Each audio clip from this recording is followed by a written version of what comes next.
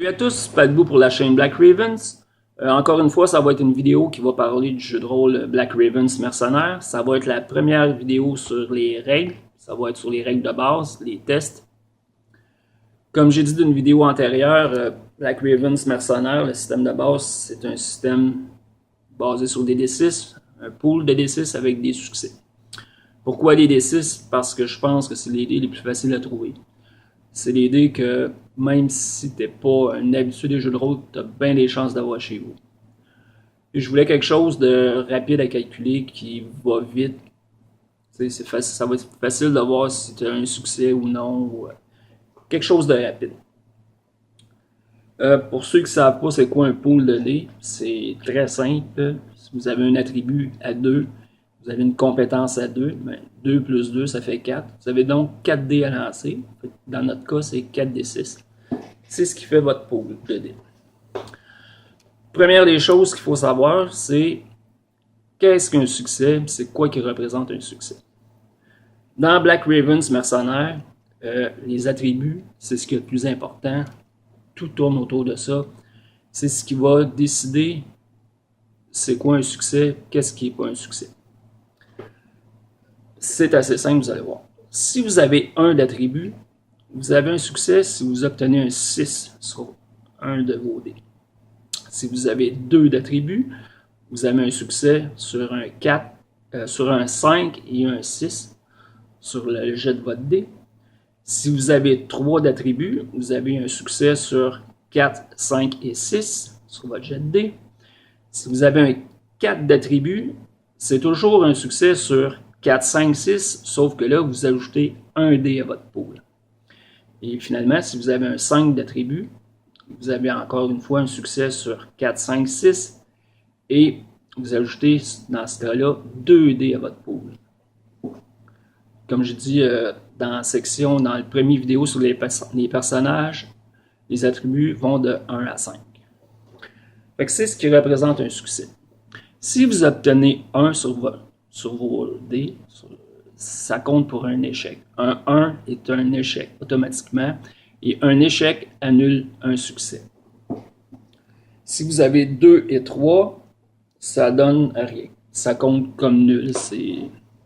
2 et 3, c'est toujours nul. Si vous avez, comme exemple, 1 sur votre attribut, ben 2, 3, 4, 5, c'est nul. 6, c'est un succès. 1, c'est un échec. Juste pour vous donner un petit exemple, pour comprendre échec et succès, un maître de jeu demande à un personnage une porte est barrée, le personnage veut défoncer la porte. Fait que le maître de jeu dit, ben ça va être un test contre ta force. Si le joueur a 3 de force, il lance 3 d 6.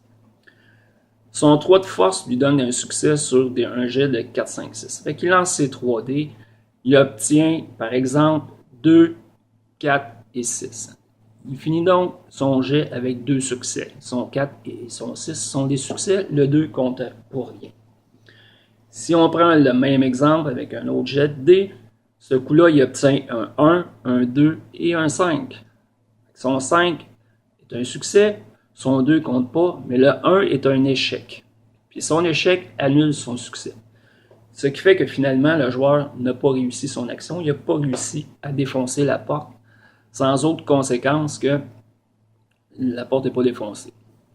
Si vous finissez votre action avec des échecs, là c'est un échec qu'on va appeler critique. Puis le maître de jeu, c'est lui qui va décider de ce qui arrive. Par exemple, notre même bonhomme encore qui veut défoncer la porte, lance ses 3 dés, obtient un 1 et un 5. Il y a donc un succès, mais 2 échecs. Ça fait qu'il termine le jeu de dés avec un échec. Là, il va avoir une conséquence. Non seulement il n'a pas réussi à défoncer la porte, mais probablement qu'il s'est fait mal en essayant. On peut aussi avoir des succès et échouer quand même d'une certaine façon un test. Exemple, toujours la même foutue porte. Le maître de jeu décide que la porte est plus solide qu'on pense et que ça prend 2 succès pour la défoncer. Le joueur lance les dés. Il obtient un 2, un 5 et un 6. Il a donc réussi. Il reste un succès, mais il y a juste un succès, puis le maître de jeu a décidé que lui, ça en prenait 2 pour réussir l'action complètement. Fait qu'on va dire que l'action est réussie, la porte est défoncée, mais il n'a pas assez bien réussi. Fait qu'on peut aussi en conclure qu'il s'est fait mal en même temps. Il a réussi ce qu'il voulait faire, mais avec une légère conséquence. Fait qu'en gros, c'est ce qui est un succès, un échec. Bon, un coup qu'on établit ça, maintenant, comment calculer notre pool de dés? Encore là, je pense que ça va être assez simple.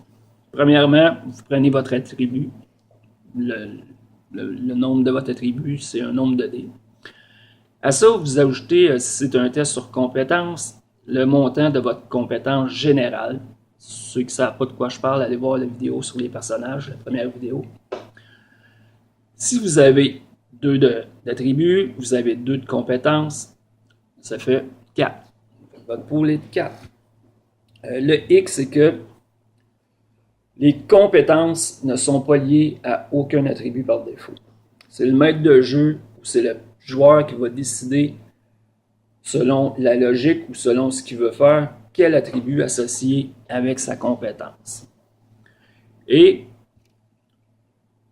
il n'y a pas de limite au montant qu'on peut donner à une compétence. Vous pouvez avoir 20 de milieu urbain, sauf que ça va vous être inutile à quelque part. Parce que vous ne pouvez jamais ajouter plus de dés que le score de votre compétence. Je m'explique. J'ai 2 de... Je veux crocheter une serrure. Fait que le maître de jeu décide que ça va être un jet de milieu urbain associé à l'agilité. Si j'ai 2 d'agilité et que j'ai 5 de milieu urbain, ben je ne peux pas utiliser mon 5 de milieu urbain. Je peux utiliser juste 2 parce que mon attribut est à 2 pour toujours un pool de 4. Ça, c'est si on utilise juste une compétence générale. Si on a une spécialisation, par exemple, la même porte à crocheter, j'ai toujours 2 d'agilité, j'ai toujours 5 de compétences générales, puis en plus, j'ai 6, on va dire, par exemple, de spécialité de crochetage. Fait que je commence avec mon 2 d'agilité, j'ai 5 de compétences générales en milieu urbain, mais je peux ajouter juste 2 pour un 4. Et pour ajouter ma spécialité, la spécialité, je ne peux pas ajouter plus que la valeur de l'attribut plus la compétence générale. Ce qui veut dire que si j'ai 2 d'agilité, je peux ajouter un 2 de compétence générale qui est milieu urbain, puis avec mon 6 de spécialité de crochetage, je peux ajouter juste 4 dés pour un total de 8 dés pour essayer de réussir à crocheter la serrure. C'est comme ça qu'on calcule le pool de dés. Fait que pour faire un test sur attribut, c'est ce qu'il y a de plus simple. Le maître de jeu va vous dire quel attribut est testé, votre pool, qui est égal au nombre de votre attribut. Vous lancez des dés, vous pouvez avoir minimum un succès. Si vous avez minimum un succès, vous réussissez ce que vous voulez faire. Si vous n'avez pas assez de succès pour ce que le maître de jeu demande, vous réussissez, mais avec une conséquence. Si vous finissez avec rien, vous avez dit vous avez juste des 2 ou des 3 ou des échecs ont annulé vos succès, ben vous ne réussissez pas. Et si vous finissez avec des échecs, bien, ça veut dire que vous n'avez pas réussi votre action et en plus, vous avez une conséquence qui est à déterminer par le maître de jeu. Tester sur une compétence, c'est la même chose. C'est le joueur qui décide de quelle compétence, avec quel attribut, ou le maître de jeu, tout dépendant. Je donne un exemple. Un personnage essaie d'intimider quelqu'un. Il y a 2 façons d'intimider. On peut intimider de façon psychologique, avec des paroles. Dans ce cas-là, ça serait l'attribut charisme, avec la compétence générale, relations interpersonnelles.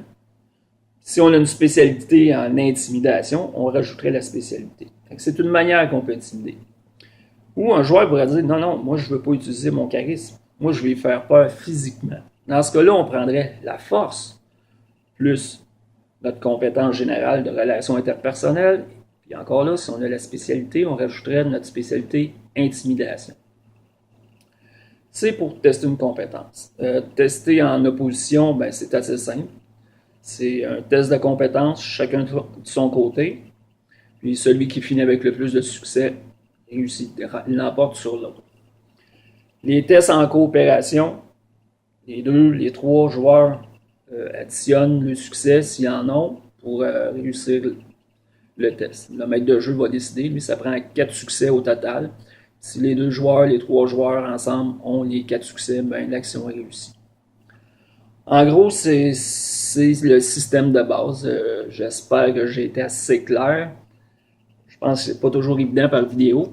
Je t'ai mettre ça par écrit. Si jamais quelqu'un ne comprend pas trop, vous avez des questions, gênez-vous pas. Ça va me faire plaisir d'y répondre. Puis au pire, peut-être moyen, je vous enverrai ce que j'ai par écrit si quelqu'un veut vraiment l'avoir. Ça serait peut-être plus simple. J'espère que j'ai été assez clair. Si vous avez des questions, gênez-vous pas. Posez ça en bas, ça va me faire plaisir d'y répondre. Et je me reprends plus tard pour une autre vidéo sur Black Ravens mercenaire. Merci d'avoir été là. Au revoir.